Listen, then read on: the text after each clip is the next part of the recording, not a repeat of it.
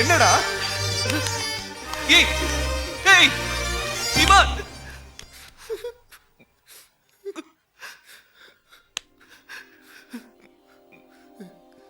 இமான் இமான்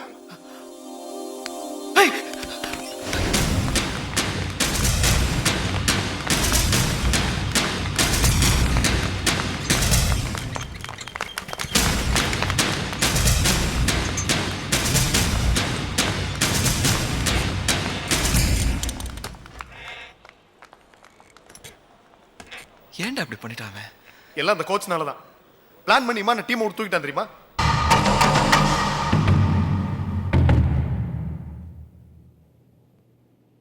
இனிமே இந்த மாதிரி நடக்காம இருக்கணும்னா நம்ம கடுமையான நடவடிக்கை எடுத்தாகணும். இன்னைக்கு இவருக்கு நடந்த மாதிரி நாளைக்கு எங்களுக்கும் நடக்கலாம். ஆனா ஷாம் ஏன் இப்படி பண்ணான்னு தெரியணும்ல. இமானே யூனிவர்சிட்டி டீம்ல சேர்க்காத கோவத்திலையா? எதுக்கு அவனை டீம் விட்டு தூக்குனீங்க?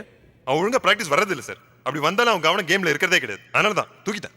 அதுக்கு இந்த பனிஷ்மெண்ட் கொஞ்சம் அதிகம் இல்லையா?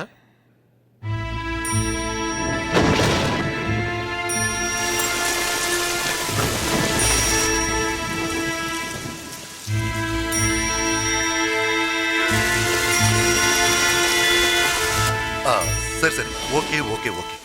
இமானுக்கு வேணா ஸ்ட்ரிக்டா வார்னிங் கொடுத்துட்டு மறுபடியும் சேர்த்துக்கலாம். ஆனா ஷியாம் பண்ணது மன்னிக்க முடியாத குற்றம்.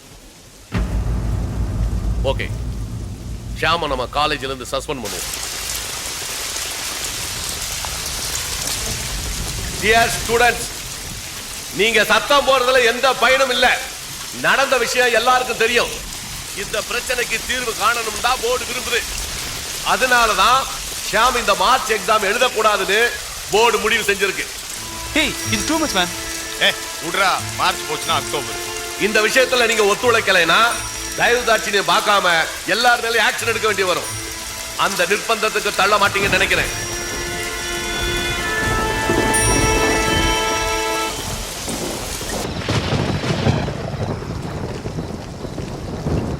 அப்படி என்ன பண்ணிட்டான்? ஏதோ கோவத்துல சின்ன தப்பு பண்ணதுக்காக இவ்ளோ பெரிய தண்டனையா? எது சின்ன தப்பு? கோச் அடிச்சதா? எதுக்கு அப்படி செஞ்சான் தெரியுமா? இமான் சூசைட் அட்டெம்ப்ட் பண்றதுக்கு அவர்தான் காரணம்னு அந்த கோவத்துல தான் அடிச்சான். எல்லாத்துக்கும் ஒரு காரணம் இருக்கதான் செய்யும். ஒரு பிளேயர் நெட் பிராக்டிஸ் வரலன்னா அவனை டீம் விட்டு தூக்குறது தப்பா? சொல்லு. அது இல்ல டாடி. அவன் பிராக்டிஸ்க்கு போகாம எதுக்கு உங்க கூட கல்ச்சுரல்ஸ்க்கு வந்தான்? தேவையில்லாத வேலையை செய்யறது, அப்புறம் அதுக்கு ஒரு காரணத்தை தேடுறது. இந்த பார், எதுக்கு வீணா ஆர்கியூ பண்ணிக்கிட்டு? இதை பத்தி பேசணும்னா பிரின்ஸ்பால காலேஜில் வந்து மீட் பண்ணு. இல்ல அப்பா கிட்ட பேசணும்னா அதுக்கு முன்னால நான் உங்ககிட்ட சொல்ல வேண்டியது சிலது இருக்கு. பூஜா, எனக்கு நீ செய்ய வேண்டிய ஒரே கைமாறு ஒழுங்கா படிச்சு முடிக்கிறதா. அதை விட்டுட்டு பேர் தெரியாத கிரிக்கெட் பிளேயருக்கும் அவன் சிநேகிதனுக்கும் வாதாடுறது இல்ல. இந்த பார் பூஜா, நீ போற அதே அமெரிக்கன் யூனிவர்சிட்டியில எனக்கும் அட்மிஷன் கிடைச்சது. உங்க அம்மாவும் நான் போகணும்னு ஆசைப்பட்டா. எனக்கு தான் உங்களை விட்டுட்டு போக மனசு இல்லை. நீங்க ஆசைப்பட்டபடி நம்ம பொண்ணையாவது அங்க படிக்க வைங்கன்னு. ஆனா சாரி டாடி. நான் ஆசைப்பட்டது எதுவுமே நடக்கல. அட்லீஸ்ட் நீங்க நினைச்சதாவது நடக்கட்டும். நான் போறேன் டாடி.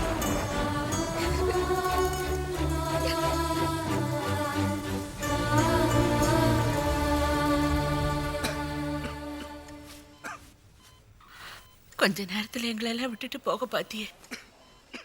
மனசு கஷ்டத்துக்கெல்லாம் சாவுதான் முடிவுன்னா உங்க வாப்பா இறந்தப்பவே நானும் போய் சேர்ந்திருப்பேன். உன்னையும் தங்கச்சியையும் நல்லபடியா வளர்க்கணும்னு வைராக்கியமா இருந்தேன். ஆனா நீ எங்களை மறந்துட்டியே. இந்த வயசுல உங்களுக்கு எது முக்கியம்னு முடிவு செய்யறது கஷ்டம்தான். வாழ்க்கையில ஒண்ணு கிடைக்கணும்னா உன்னை இழந்துதான் ஆகணும். இழந்ததுக்காக மனசு உடைஞ்சிட்டா எதையுமே சாதிக்க முடியாது.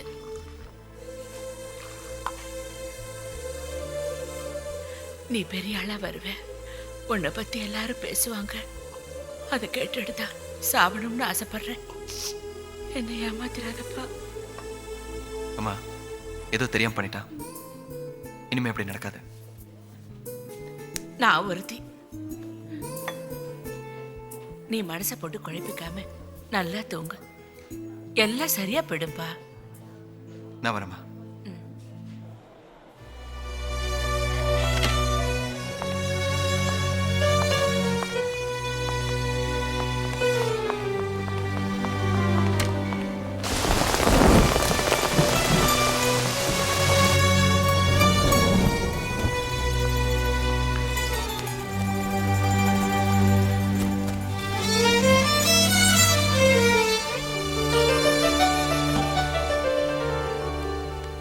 டியர் ஸ்டூடெண்ட்ஸ், இன்னைக்கு எல்லாரும் பிரிய போகிறோம்.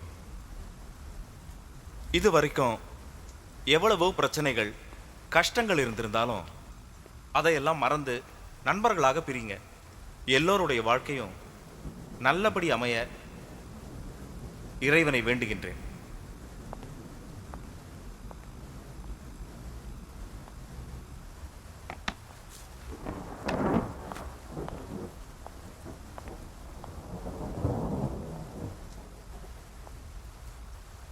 ஃப்ரெண்ட்ஸ்,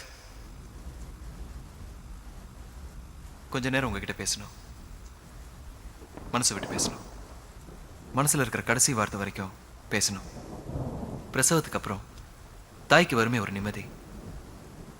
அந்த நிம்மதி எனக்கும் வரணும், உங்களுக்கும் வரணும். நாம பிரிஞ்சா சந்திக்க அப்புறம் சந்தர்ப்பம் கிடைக்குமா? தெரியாது. இப்பயே பேசுவோம், இங்கே பேசுவோம். இந்த கூட்டம் இறந்த காலத்துக்கு இரங்கல் கூட்டமாகவும் இருக்கலாம், வருங்காலத்துக்கு வரவேற்பு கூட்டமாகவும் இருக்கலாம். நாம சிரிக்க, அழ, மனசுங்களை புரிஞ்சுக்க, மன்னிப்பு கேட்க ஒரு கடைசி சந்தர்ப்பம் இது. அழுக வருதா? வெக்கப்பட வேண்டாம், அழுதுருங்க. மன்னிப்பு கேட்கணும்னு தோணுதா? மரியாதை பார்க்காதீங்க, மன்னிப்பு கேட்டுருங்க. தயக்கமா இருக்கா? நானே தொடங்கி வைக்கிறேன். தெரிஞ்சோ தெரியாமலோ உங்க கண்ணாடி மனசுல கல் வீசி இருந்தா என்ன மன்னிச்சிருங்க. நம்ம காலேஜ் சிலபஸ்ல சொல்லி கொடுத்தது கொஞ்சம், ரொம்ப கொஞ்சம். சிலபஸ்க்கு வெளியில நாம கத்துக்கிட்டது தான் அதிகம், ரொம்ப அதிகம். காலேஜுக்குள்ள நுழையும் போது விரும்பினதெல்லாம் அமையும், அதுதான் வாழ்க்கைன்னு நினைச்சேன். இப்போ அமைஞ்சதை விரும்பு, அதுதான் வாழ்க்கைன்னு புரிஞ்சுக்கிட்டேன். காலேஜ்ல சேர்ந்த போது நம்ம மனசு எழுதாத வெள்ளத்தாள் மாதிரி சுத்தமா இருந்தது. இப்போ காலங்கிற பேனா ஒவ்வொரு மனசுலயும் ஏதோ ஒன்று எழுதியிருக்கு. ஒரு மனசுல காதல்னு, ஒரு மனசுல கண்ணீர்னு, ஒரு சில மனசுல அவமானம்னு. கனவுகளுக்கு பின்னால போறதை விட காலத்துக்கு பின்னால போறதுதான் யதார்த்தம். வெற்றி வெற்றி மட்டுமே வாழ்க்கையா இருந்தா மனுஷன் தலை வெடிச்சு செத்தே போயிருப்பான். சின்ன சின்ன தோல்வி வேணும். தோல்வியை ரசிக்க முடியலனா கூட மதிக்கணும்.